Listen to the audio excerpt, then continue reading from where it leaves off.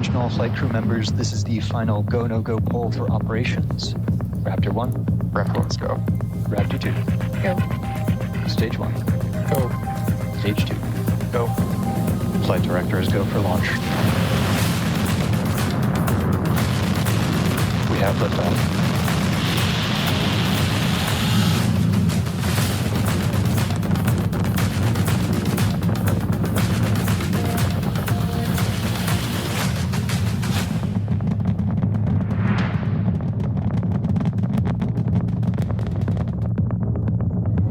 Vehicles pitching downrange.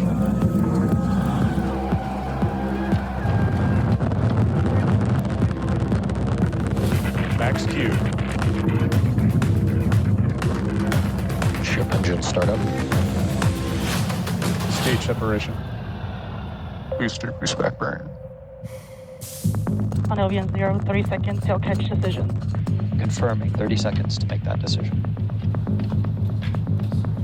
10 seconds till catch decision. Hot stage separation confirmed. Flight directors go for booster return. Operator go vote is set true. We are go for catch. Booster coming in hot for booster catch. Booster FTS is saved.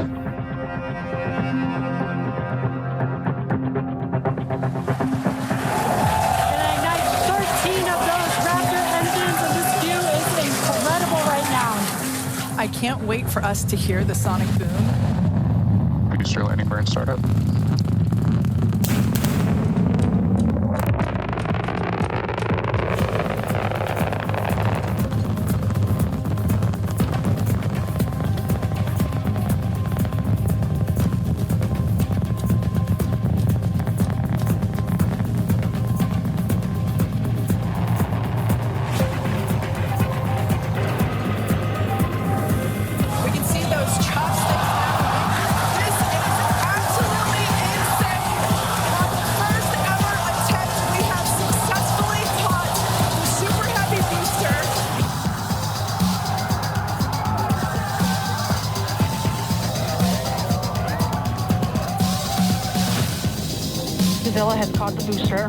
Elon Musk, sim, o homem do ano.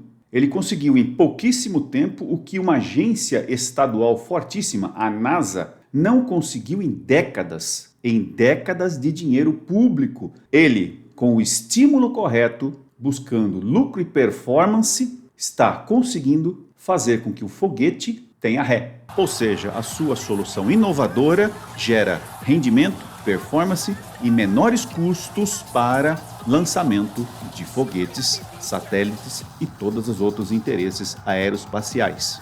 Foi o que nós mostramos nesse vídeo e é o que vamos mostrar no nosso vídeo a partir de agora, tentando esclarecer como que nós conseguimos, com o nosso banco de especialistas, como que nós conseguimos economizar vários milhões nesses últimos anos para diversas incorporadoras, construtoras e investidores. A engenharia e a arquitetura não pode depender da boa vontade do Estado, como foi a dependência da NASA. Hoje, nós temos ferramentas extremamente avançadas e nós estamos dando resultado com o nosso banco de especialistas e com a nossa simulação computacional para engenharia e arquitetura. Veja nosso vídeo e aprenda como economizar milhões. Investidores, empreendedores, construtoras, empresas de arquitetura e engenharia. Aprenda conosco como gerar lucro, como gerar performance, como obter ganhos financeiros na construção. Acompanhe o nosso vídeo. Vamos convidar nosso segundo palestrante dessa manhã e convidamos ele a subir ao palco, que é o Coronel Engenheiro Carlos Cota Rodrigues. A palestra do Coronel tem como tema como a simulação computacional pode diminuir custos na arquitetura e na engenharia. Um estudo de caso. Essa palestra continuará com o nosso mediador. O Coronel Cota Rodrigues é CEO da Carlos Cota Engenharia e Inovação, Tenente-Coronel PM da Reserva da Polícia Militar do Estado de São Paulo engenheiro civil e de segurança do trabalho, especialista, pesquisador, palestrante, consultor, projetista e gestor de diversos projetos e obras de proteção contra incêndio no Brasil. Coordenador da Divisão Técnica de Engenharia de Incêndio do Instituto de Engenharia, coordenador de diversas normas da BNT desde 1994, principalmente voltados aos sistemas de controle de fumaça e calor nas edificações, gestor do Banco de Especialistas da Universidade do Fogo no desenvolvimento de soluções com o uso do Computation Fluid Dynamics. Coronel, a palavra está com o senhor.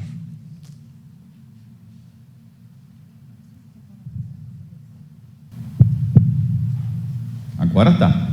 Bom dia a todos. Bom dia a todos.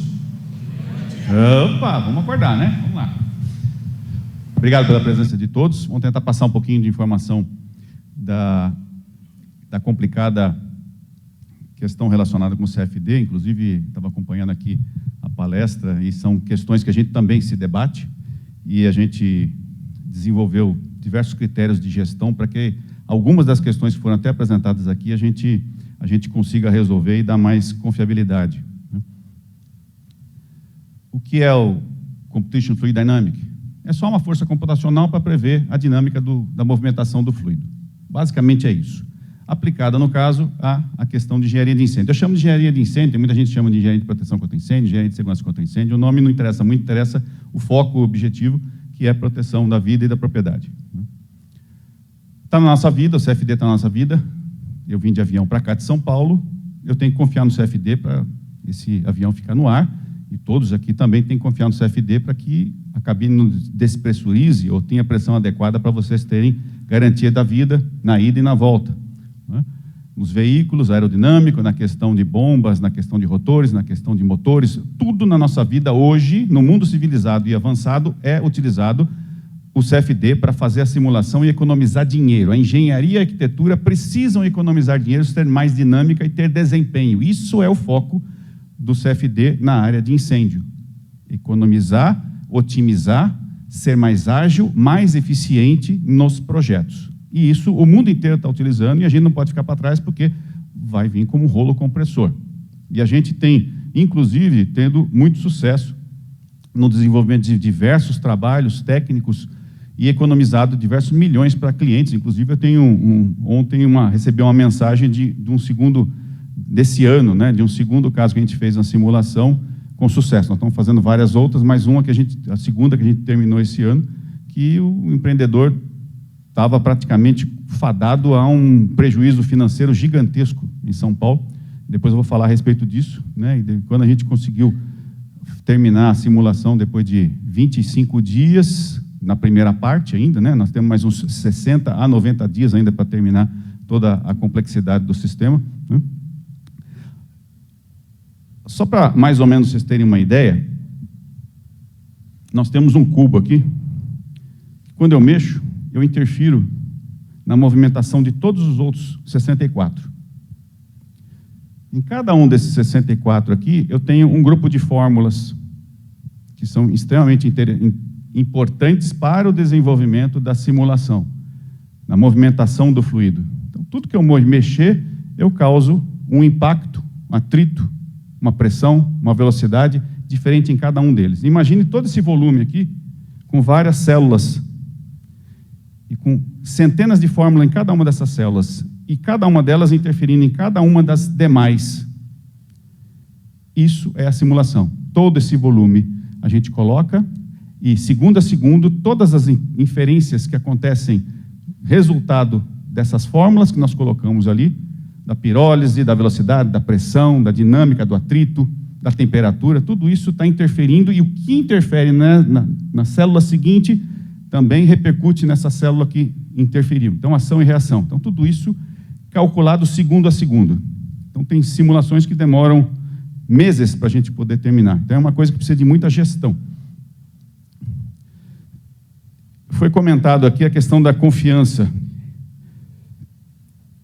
Eu sou o gestor e nós temos diversos profissionais do ramo do CFD, altamente especializados na área do CFD, e demais outros profissionais, que são especializados em diversos sistemas de proteção contra incêndio, proteção passiva, proteção ativa, instalação de sistemas. Então, para cada tipo de simulação, a gente tem um grupo de profissionais, um grupo de empresas, no mínimo são 3 empresas, e muitas vezes precisa de serem 3, 4, 5, 6 empresas para nos apoiarem a decidir qual é a melhor modelação, qual é a melhor forma da gente modelar.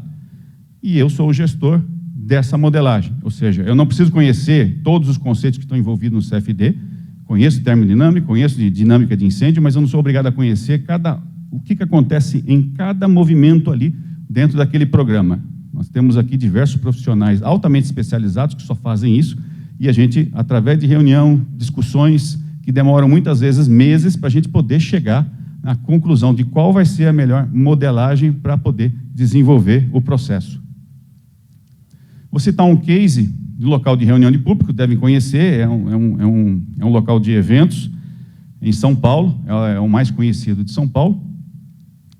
Ele tem 320 por 210 e ele tinha modelagem, 5 halls, ele tinha a possibilidade de dividir em 5 halls, 320 por 210, com 70 metros nas modelagens. Lá em cima a gente